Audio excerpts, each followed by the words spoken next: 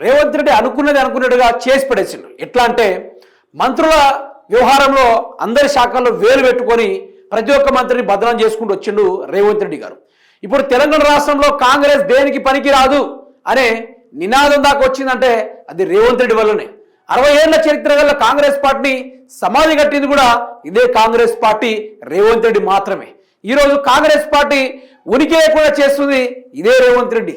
ఎందుకు అని మీకు డౌట్ రావచ్చు. ఈరోజు రాష్ట్రంలో మంత్రుల వర్సెస్ రేవంత్ రెడ్డి అనేది జరుగుతూ ఉంది. ఎందుకో చెప్పనా, వాళ్ళు స్కాముల కాడ వాటాల కాడ వీళ్ళు నాకు అడ్డొస్తూ ఉన్నారు, వీళ్ళకు కూడా వాటాలు ఇచ్చి అయిపోతుంది, ఎక్కడ కబ్జా చేసినా కూడా వీళ్ళే ఏదైతే ఉన్నారో వీళ్ళకు వాటాలు ఇవ్వాల్సి వస్తుంది, కాబట్టి వీళ్ళెవ్వరు నాకు అడ్డు ఉండకూడదు అనుకుంటూ రేవంత్ రెడ్డి ఒక కీలక మాస్టర్ ప్లాన్ చేసిండు. అందులో ఒక్కొక్క మంత్రుల్ని ఎట్లా టార్గెట్ వేసుకొచ్చిండో మీకే చూపెడతా వినండిగా.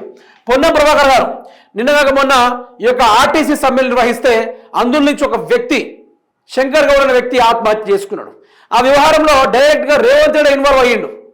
రేవంత్ రెడ్డి ఇన్వాల్వ్ అయ్యి ఆ శాఖను మొత్తం గజిబిజి చేసేసి ఆ యొక్క మంత్రి తీసుకోవాల్సిన నిర్ణయాలపైన రేవంత్ రెడ్డి మధ్యవర్తిగా వ్యవహరించడం, అందులో క్యాబినెట్ మీటింగ్లో పొన్నం ప్రభాకర్ వర్సెస్ రేవంత్ రెడ్డి లొల్లి జరిగిన విషయాలు కూడా మనం చాలా వరకు ఆ విషయాలు బయటకు వచ్చిన విషయాలను కూడా మనం ప్రస్తావించుకున్నాం. ఈ తీరుగా రకరకాలుగా వాళ్ళ మధ్యలో గొడవలు జరిగినాయి. నువ్వు చెప్తే నేను చేయాలన్నా, నాకు తెలియదు, నా శాఖ మీద నాకు అవగాహన లేదు అనుకుంటూ రేవంత్ రెడ్డి పైన పొన్నం ప్రభాకర్ గారు సీరియస్ అయిన ముచ్చట్టు కూడా మనం చూసాం. తర్వాత కొండా సురేఖ వ్యవహారంలోను ఇంతకుముందు సినీ నటుల పైన కేటీఆర్ గారికి ఏదో ఉందని చెప్పి మేడం గారు రేవంత్ రెడ్డి ఇలా చెప్పమని చెప్తే ఆవిడ గారు చెప్పారట. అందుకనే ఆవిడ గారు అక్కడ కంటైపూర్ ఆవిడ గారికి ఇమేజ్ కూడా డ్యామేజ్ అయిపోయింది.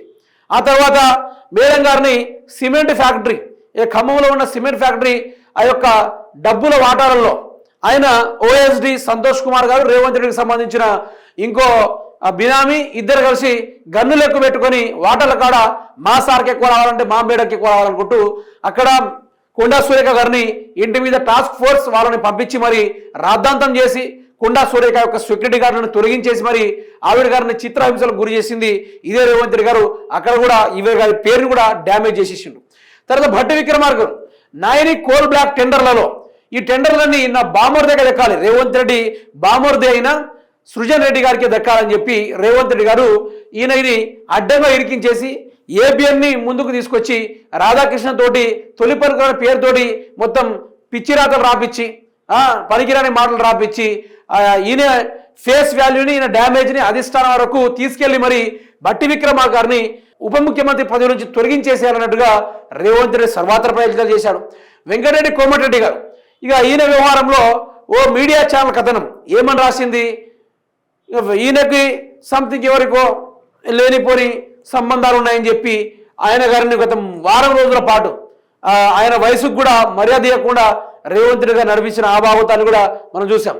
తుమ్మల నాగేశ్వరరావు వ్యవసాయ శాఖ మంత్రి అయిన తుమ్మల నాగేశ్వరరావు రైతు బంధు పైన తాను మాట్లాడాల్సింది పోయి రేవంత్ రెడ్డి మాట్లాడము, ఇక రైతు బంధు ఇచ్చే కార్యక్రమంలో తుమ్మల నాగేశ్వరరావు బటన్ ఒత్తాల్సింది పోయి ఈ రేవంత్ రెడ్డి నొక్కడము, అన్ని శాఖల్లో వేరు పెట్టి మరి గిరిగిరికి గెలికేసి మరి ఆయనను కూడా డబ్బీ చేసే ఎవరు కూడా ఇష్టం.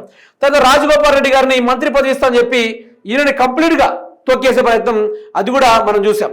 తర్వాత పొంగిరెడ్డి గారి పైన ఇక రకరకాలుగా ఆయన విషయాన్ని బయటికి తీసడం, వీళ్ళని కూడా వాటాలు లొల్లి, ఈ 600 కోట్ల రూపాయల కాంట్రాక్టులు లొల్లి ఆడికి వచ్చేసరికి వీళ్ళ కొట్లాట చేసుకున్నారు. ఇక్కడ మీకు ఏమర్థం కావాలి, రేవంత్ రెడ్డికి అనుకున్న వాళ్ళే ఈ యొక్క అన్ని వ్యవహారాల్లో ఉండాలి, దోచుకునే కాడ వాటాల కాడ అన్నింటిలో కాడ రేవంత్ రెడ్డి మనుషులే ఉండాలి, అదొకటి. ఇంకోటి మంత్రి శాఖలను వీళ్ళు ఉండకుండా రేవంత్ రెడ్డికి సంబంధించిన ఇక ఆయనకు సంబంధించిన కొందరు ఉంటారు, వాళ్ళందరూ తీసుకొచ్చి ఈ మంత్రి పదవులు పెడితే కొంచెం బాగుంటుందనే ఆలోచనతో రేవంత్ రెడ్డి ప్రయత్నం చేస్తూ ఉంటాడు. ఇక గీతీరుగా రేవంత్ రెడ్డికి వీళ్ళు నచ్చక వీళ్ళకి రేవంత్ రెడ్డి నచ్చక అందరూ ఆగమాగం అవుతా ఉన్నారు.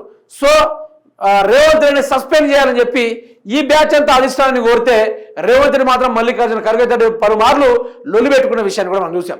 ఆ తర్వాత ఈ బ్యాచ్ ఒకసారి ఢిల్లీకి పోయి రేవంత్ రెడ్డి మీద కంప్లైంట్ ఇస్తే రేవంత్ రెడ్డి గారు రాహుల్ గాంధీ పైన సీరియస్ అవ్వడం, నా తెలంగాణ నాకే దిక్కులేదంటే రకరకాలుగా నన్ను ఎందుకు ఇబ్బంది పెడుతున్నారని చెప్పి వాళ్ళు కూడా సీఎం రేవంత్ రెడ్డి పైన కూడా అరుచుకోవడం, వాళ్ళు ఇరు వర్గాలు తిట్టుకోవడం కూడా జరిగింది.